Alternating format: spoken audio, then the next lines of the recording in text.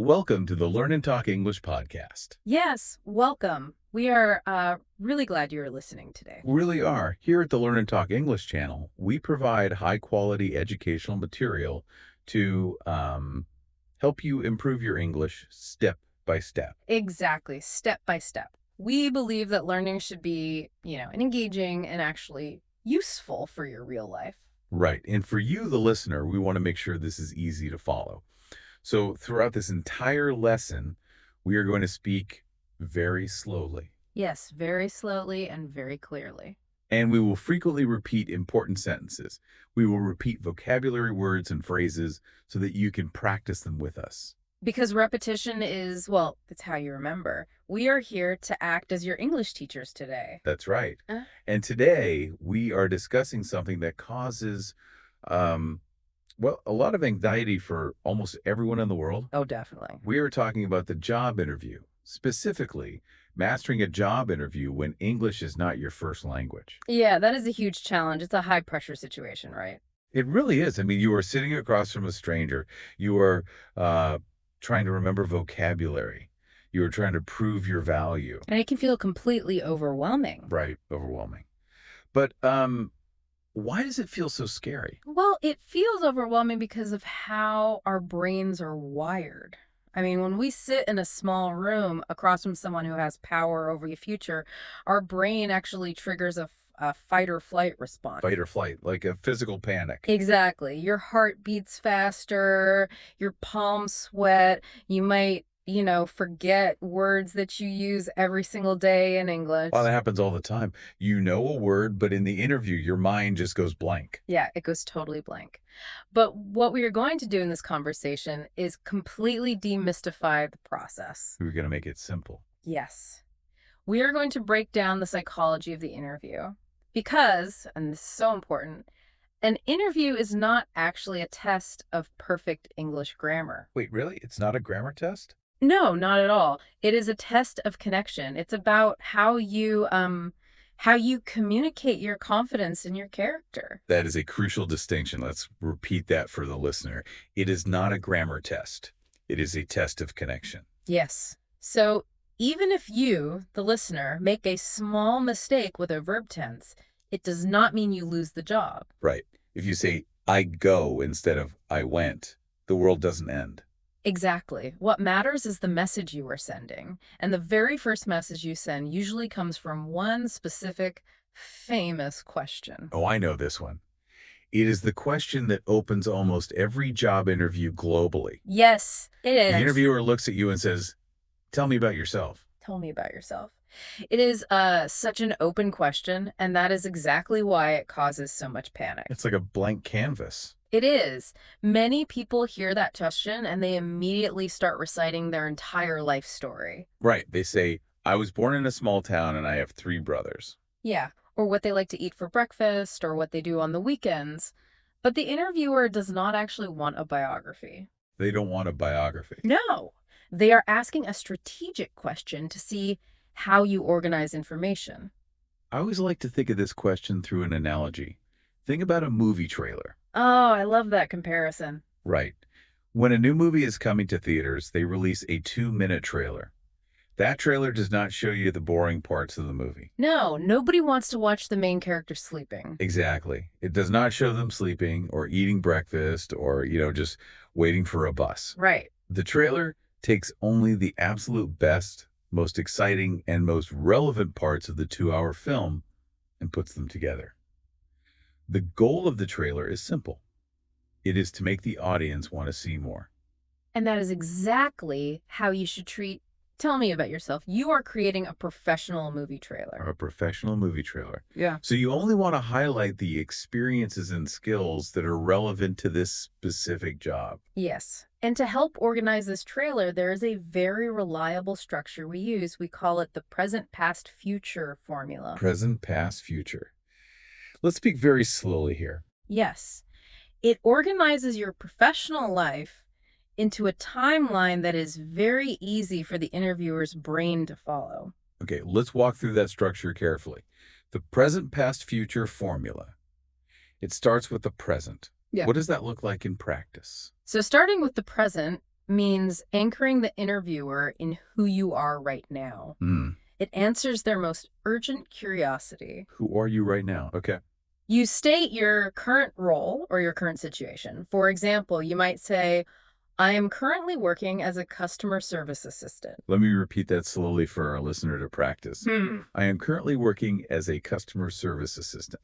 Perfect. You are establishing your current professional identity. And the word currently is so useful here. Right? It means right now, at this moment. Exactly. And after we establish the present, we move backward to the past. Okay, so present, then past. Yes, the past provides your foundation. It shows the journey of how you built your skills. But remember the movie trailer analogy. Do not go back to your childhood. Right. No stories about being 10 years old. No. Go back to your most recent relevant experience. You could say, before this, I worked as a cashier where I learned how to handle fast-paced environments. Let's repeat the beginning of that. Before this, I worked as a cashier. Yes. Or if you're coming from university, you might say, I recently graduated with a degree in business administration. Okay, so we have the present and the past. I am currently working as a customer service assistant. Before this, I worked as a cashier. Then we arrive at the future. Right, the future. This seems like the most important part because it connects your story to their company. Exactly. The future is your goal. It is the reason you are sitting in that chair. Why do you want this specific job? You have to show enthusiasm, right? Forward momentum. You do. You conclude your answer by saying something like, I am excited about this opportunity because I want to bring my communication skills to a larger team. Let me highlight a phrase there. I am excited about this opportunity because, let's ask the listener to repeat that. I am excited about this opportunity because. That is incredibly positive and professional. When we put the whole present, past, future formula together, it creates a very natural narrative. Let's listen to how smooth this sounds altogether. I am currently working as a customer service assistant. Before this, I worked as a cashier, where I learned how to communicate with customers. I am excited about this job because I want to bring those communication skills to your team. It works so beautifully. And it works because it shows organization. If you speak in a structured way, the interviewer subconsciously assumes that you will also work in a structured way. But I want to pause here and ask a practical question. Sure. The present past future formula is great if you have a few years of experience and you feel comfortable in English. But what if a listener is an absolute beginner in English? That's a very fair question. Or what if the pressure is just too high and that formula feels too complicated to remember in the moment? Is there a simpler safety net? Yes, absolutely. For foundational English learners or, anyone feeling extreme anxiety, we have an alternative 5-step structure. A 5-step structure. It removes the complex timeline and focuses purely on basic, clear information. The 5 steps are greeting, name, profession, experience, and goal. Let me repeat those clearly. Greeting, name, profession, experience, goal. Let's break those down into simple sentences that listeners can practice. Step 1 is the greeting. A simple professional hello or good morning. Very easy. Good morning. Step 2 is your name. My name is David. My name is David. Step 3 is your profession or identity. I am a graphic designer. I am a graphic designer. Okay. Step 4 is your experience. I have 3 years of experience. I have 3 years of experience. And step 5 is your goal. I want to work here because I love your company's designs. I want to work here because I love your company's designs. Let me put that all together so listeners can hear the rhythm of it. Please do. Good morning. My name is David. I am a graphic designer. I have 3 years of experience. I want to work here because I love your company's designs. It is simple, yes, but it is flawless English. And frankly, many interviewers prefer a short, clear answer over a long, confusing one. They absolutely do. Clear communication is always better than complex communication that gets, tangled up. Right. However, there is a word in that formula that often causes panic. Which word? The word is experience. Yes. Experience. Many listeners might be thinking, but I don't have 3 years of experience. I'm a student. I just finished high school. I've never had a paying job. That is a massive concern. How does someone who has zero formal work experience answer, "Tell me about yourself," without sounding, well, unqualified? Yeah. If they cannot say, "I have experience," what do they say? This requires a shift in perspective. Experience does not only mean jobs where I received a paycheck. It doesn't. No. Experience is about demonstrating skills. If you are a student, your education is your Oh, experience. that makes sense. If you volunteered to help organize a local festival, that is project management experience. If you play on a sports team, well, that is teamwork experience. You just have to frame it correctly. So instead of apologizing for having no experience, you focus on your identity as a learner. Exactly. Never apologize for being a beginner. You can proudly say, "I am a student. I study engineering. I am very hardworking and I want to learn." Let's repeat that last sentence. I want to learn. I really want to emphasize how powerful that sentence is. I want to learn. It's very powerful. If I am hiring someone for an entry-level position, I do not expect them to know everything. But if they look me in the eye and say, I want to learn, that shows great energy. It shows a growth mindset. A growth mindset is exactly what managers are looking for. They can teach you how to use the computer software, they can teach you where the files are kept, Yeah, but they cannot teach you to have a curious, eager attitude. right. You either have the energy or you don't. Exactly. When you say, "I want to learn," you are promising them that you will be a valuable investment for their time. Now, speaking of things managers want to hear, let's talk about the trap. Ah, the trap. The dangerous question that almost always follows the introduction. The interviewer leans forward and asks, what is your biggest weakness? Yes. This question feels like a trick. I mean, if you are too honest, you might lose the job.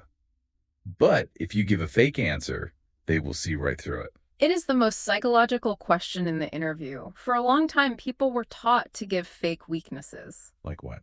They were taught to say things like, "My biggest weakness is that I work too hard," or "My biggest weakness is that I am a perfectionist." Right, because saying I am a perfectionist is just a compliment dressed up in a Halloween costume. Exactly. It is trying to make a positive look like a negative. Interviewers hate these answers today. They sound rehearsed, and worse, they show a lack of self-awareness. So if we cannot use fake weaknesses, and we certainly cannot say my weakness is that I am lazy and I hate waking up early. Definitely do not say that. Right. So how do we navigate this? What is the structure here? The secret is to share a genuine but small professional weakness and then immediately explain the action you are taking to fix it. Okay, identify the flaw plus your strategy for improvement. Exactly. You are showing them that you are self-aware enough to know your limits and proactive enough to solve your own problems. Can you give me an example of how that sounds in a real conversation in English? Sure. A very common acceptable weakness is public speaking. Many talented people are terrified of speaking to large groups. Yes, very true. You could say, "In the past, I used to be nervous speaking in public, but I know this is important, so I recently joined a local speaking club and I am practicing and improving." Let me repeat that slowly. I used to be nervous speaking in public, but I am practicing and improving. Yeah, That is a brilliant structure. it really is. You admit a real human flaw, but the last thing the interviewer hears is the word improving. You leave them with a positive image of your growth. Precisely. You are proving that a weakness is not a permanent state for you. It is just a problem you are currently solving. That transitions us perfectly into discussing the vocabulary of success. The vocabulary is so important. Once we have moved past the introduction and the tricky questions, the interview becomes a conversation about character. The words you choose to describe yourself matter immensely. Yes, the adjectives you use in an interview act as labels. If you choose strong, precise, positive adjectives, you attach those qualities to your personal brand in the interviewer's mind. So we need to teach our listeners the right adjectives. Let's explore some of the most powerful English words, starting with how you describe your work ethic meaning, how you approach the actual labor of your job. Great. The foundation of a good work ethic usually starts with time. What is the best word to describe someone who respects the clock? The professional term is punctual. Punctual. It simply means arriving on time or slightly early consistently. It sounds like a basic expectation, but punctuality communicates an enormous amount of respect. Why do bosses love that word so much? Well, when you are punctual, you're telling the company, I value your time as much as I value my own. You could use this by simply stating, I am a very punctual person. I am always on time. Let's have the listener repeat that. I am a very punctual person. But there's a cultural element here, isn't there? The concept of on time varies wildly depending on where you are in the world. That is a fascinating point. In some cultures, arriving 15 minutes after the agreed time is still considered perfectly on time. It is a more fluid relationship-based view of time. Right. But in Western corporate cultures, like in the US, the UK, or Canada, time is viewed as a strict resource. Punctual in an English interview usually means arriving 5 minutes early. If you are exactly on time, you are almost late. That is a great cultural nuance to keep in mind. So punctual means early. Now, what about the effort you put in once you actually arrive?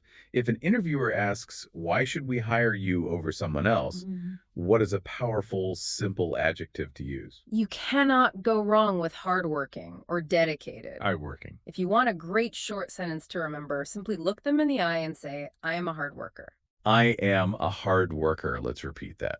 I am a hard worker. It is one of the most classic phrases in the English language because it speaks directly to the primary anxiety of every boss. Will this person actually do the job when things get difficult? Saying, I am a hard worker, directly answers that anxiety. It is undeniably strong. Now, let's look at a word that is a bit more advanced, specifically for jobs that require immense focus. Things like accounting, programming, or medical work. For those fields, the ideal adjective is detail-oriented, or you could say methodical. Detail-oriented. Let's practice that. Detail-oriented. Being detail-oriented means you have a specific mental focus on the small pieces of a larger puzzle.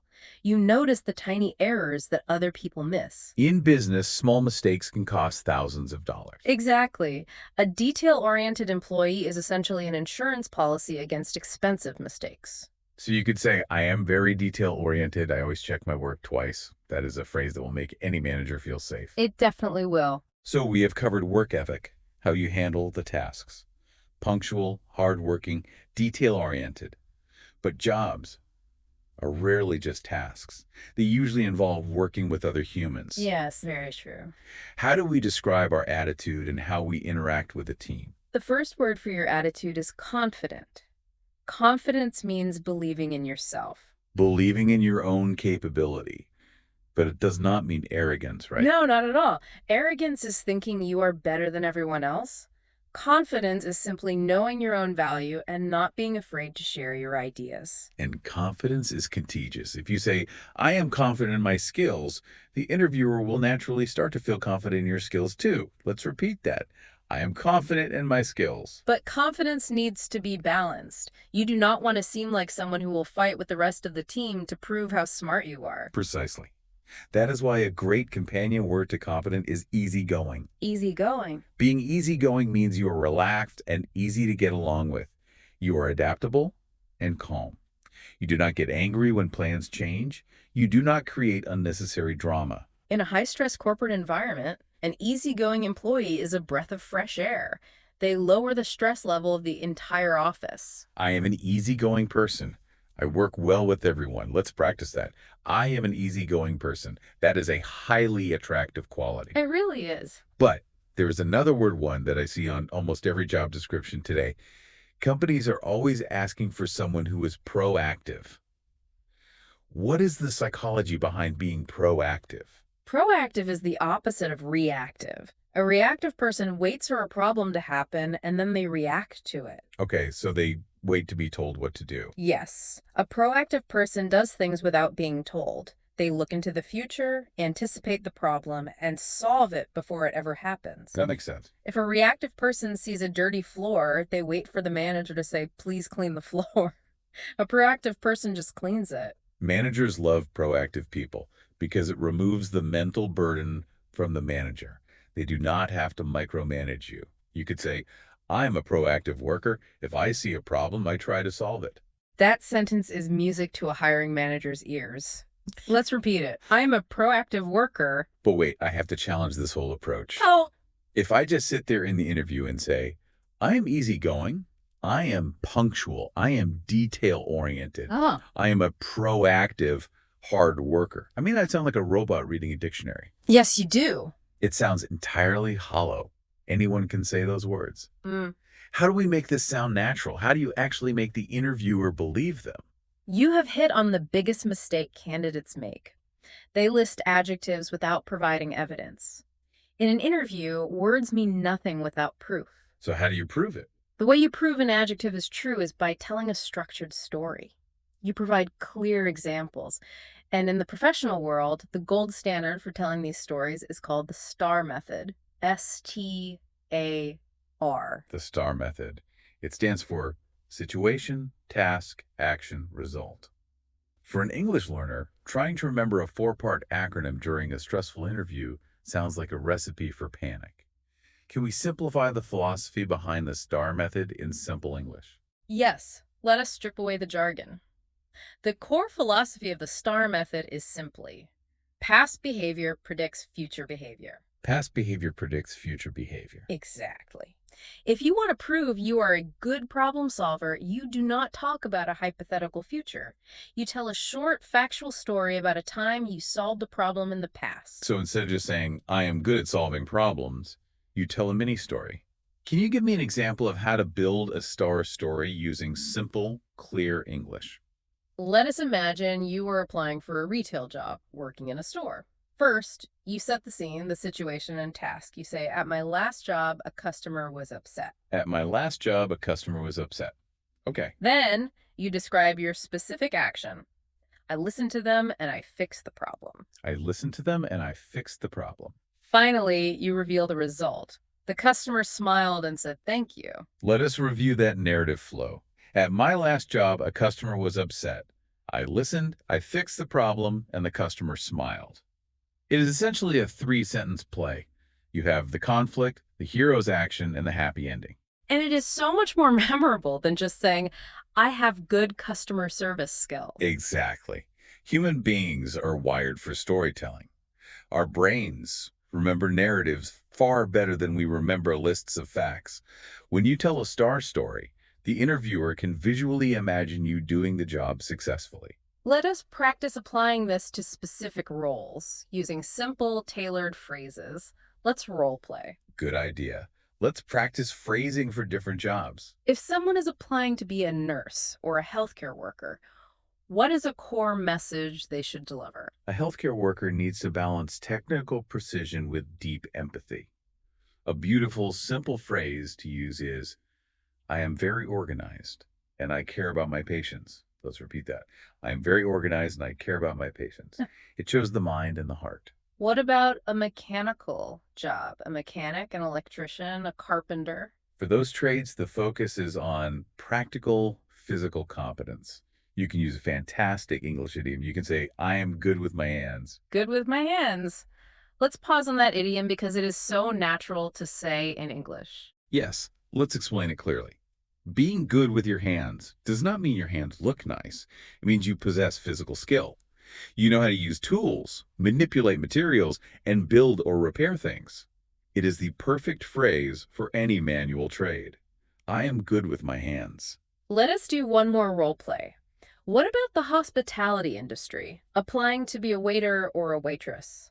Hospitality is all about pace and personality. A restaurant manager wants someone who will not panic when the restaurant is full. So the candidate could say, I'm very fast and I always smile. Let's practice that. I am very fast and I always smile. That is exactly what a restaurant needs. It is simple, accurate, and reassuring. Which actually leads us to a completely different type of communication. We have spent all this time talking about the words coming out of your mouth, but you can have the perfect vocabulary, use the STAR method beautifully, and still fail the interview if your body is telling a completely different story than your words. That is the hard truth. We are moving into the realm of nonverbal communication. Body language. It is the silent language. You are communicating even when your mouth is closed. Think of it like watching a television show with the volume turned all the way down to zero. That's a great analogy. Even without hearing a single line of dialogue, you instinctively know what the characters are feeling. You can still tell who is confident, who is scared, and who is friendly just by how they move. And hiring managers are subconsciously watching your silent television show the entire time. In fact, research into the psychology of interviews reveals a staggering statistic. Hiring managers actually care about body language like posture, clothes, eye contact, tone of voice, about 16% more than the candidate realizes. Wait, 16% more. Yes. That implies that candidates are spending 99% of their time memorizing vocabulary and practicing verb tenses and completely ignoring the physical signals they're sending. That is exactly what happens. We get so trapped in our heads, translating English words, that our bodies freeze. But the interviewer is reading our physical symbols. In human psychology, we rely heavily on symbolism. Let's break down the word symbolism. A firm handshake is a symbol. It symbolizes confidence, trust, and readiness. And conversely, looking down at the floor is a symbol. It symbolizes submission or fear. Slouching in your chair symbolizes a lack of energy. Yes. Sitting up straight, leaning slightly forward, that symbolizes active engagement. It tells the speaker, I am interested in what you are saying. But I have to bring up a major complication here. We are talking about English learners, which means we are often talking about international candidates. Body language is not a universal language. It is highly cultural. Oh, I absolutely. mean, in many cultures, maintaining direct, unblinking eye contact with a senior manager is considered incredibly arrogant or rude. In some cultures, lowering your eyes is a sign of profound respect. How do you navigate that in an international English interview? This is one of the most difficult challenges for international candidates. It requires a high-level skill known as cultural code switching. Cultural code switching. That sounds fascinating. What exactly are we switching? Code switching means adapting your behavior to align with the social rules of the country or company you are interviewing for. You are not changing your core identity, you are simply using a different behavioral code to communicate effectively. So you have to learn the rules of their culture. Yes, in Western corporate cultures like the United States and the UK, making steady eye contact and shaking hands are expected. If you do not look them in the eye, they do not think you are showing respect. They think you are hiding something. So even if your internal instinct, based on your upbringing, is telling you to look down to be polite, you have to consciously override that instinct. You have to switch codes and maintain that steady eye contact because you are playing by the rules of their cultural environment. Precisely. You must view their body language rules the same way you view their vocabulary rules. You are learning English words, and you must also learn Western corporate physical cues. Shake the hand firmly, maintain eye contact, smile openly. Now, how does all of this translate to the modern world? Since the shift to remote work, millions of interviews now happen on virtual platforms, video calls like Zoom or Skype. How do you act on a video call? Virtual interviews create a very strange psychological environment. The most critical failure people make on video calls is regarding eye contact. It is the camera lens versus the screen problem. Human instinct tells you to look at the face of the interviewer on your screen. But if you look at their face on your screen, the angle of your webcam makes it look like you were staring downward, avoiding their eyes. Exactly. To make the interviewer feel like you are looking them in the eye, you have to stare directly into the tiny black hole of the camera lens at the top of your device. Look directly at the camera, not the screen. It feels unnatural. It does. You are depriving yourself of their facial feedback, but to them, you appear highly focused and confident.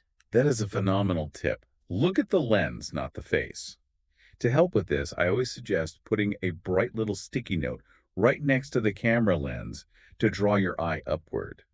What else matters in the virtual space? Make sure you have good lighting. Do not sit with a bright window behind you or you will become a dark shadow. You want the light source facing you. And speaking of expressions, you need to understand that video cameras flatten the image. So a small, polite smile might not even register on their screen. Right. In a virtual interview, you have to slightly exaggerate your positive facial expressions because the camera makes it harder for the boss to read your emotions. You have to nod your head a little more clearly. You have to smile a little wider. So, to summarize the virtual environment, eye contact means looking at the camera lens. Lighting must be in front of you, and you must slightly exaggerate your positive expressions. This brings us to the final and perhaps most crucial section of our lesson. We have talked about your history, your vocabulary, and your body language, but all of this is ultimately trying to prove one central characteristic. There is one magic word that every single employer in the world is desperately searching for. The word is reliable. Let me spell that out slowly. Reliable. Reliable. Reliable. Let us explore the deep meaning of this word. It is more than just being a good worker. Let's define reliability slowly. To be reliable means people can depend on you. They trust you to do what you say you will do. If a manager hires a reliable employee, the manager buys themselves peace of mind. They don't have to worry. Exactly. They know that if they assign you a task, they do not have to check on you 5 times. They trust you. Companies lose billions of dollars globally every year due to unreliable employees, missed deadlines, lost clients. So if you can prove you are reliable, you instantly become highly valuable. But how do you prove reliability before you even get the job? We've broken this down into 3 core rules. Let's look at Rule 1. Rule 1 is the most basic: showing up. Reliability starts with showing up on time. It means consistently arriving, ready to work. But how do we ensure we do that, especially for the interview itself? You must check the company policy and practice your travel to the interview or job beforehand so you know how long it takes.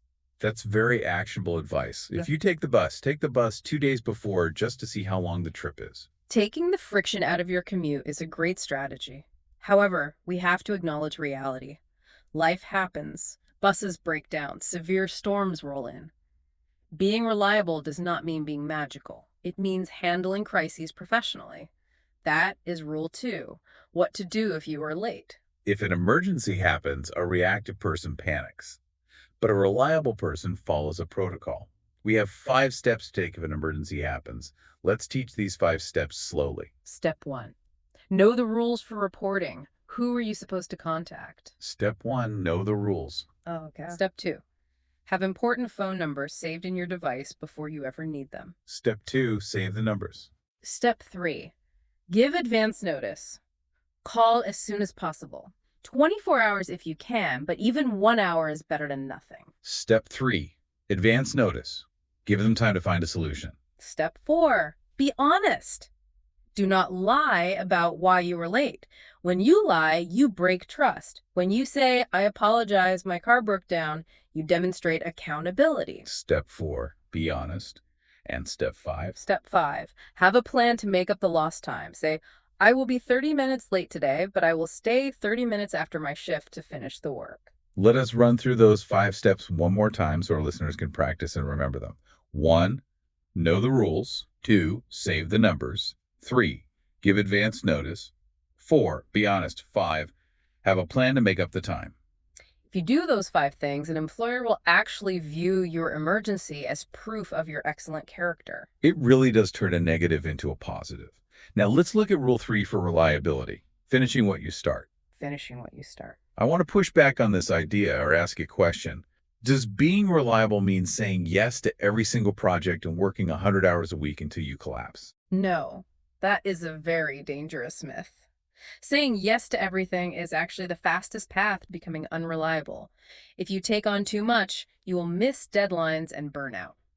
A truly reliable person asks questions first. So, how does an employee gracefully manage a boss's expectations? We teach the questions you must ask in English before starting a task. When a manager hands you a new project, you should ask 3 things. First, clarify the timeline. You ask, when do you need this done? Let's repeat that question. When do you need this done? That sets the boundary of time. Second, clarify the objective. Ask, how do you want this to look? Let's repeat that. How do you want this to look? This prevents you from doing 10 hours of work, only to find out the boss wanted a different format. And third, clarify the process. Ask, who should I involve? Who should I involve? By asking these three questions, timeline, objective, process, you prove that you are organizing the work. And having one system, like a calendar or notebook to track your work, makes you reliable, not just working endless hours. Exactly. Use a notebook. Write things down. That is how you finish what you start. Well, this has been a deeply insightful conversation. We've traveled from the initial anxiety of the interview all the way to the daily habits of a reliable employee.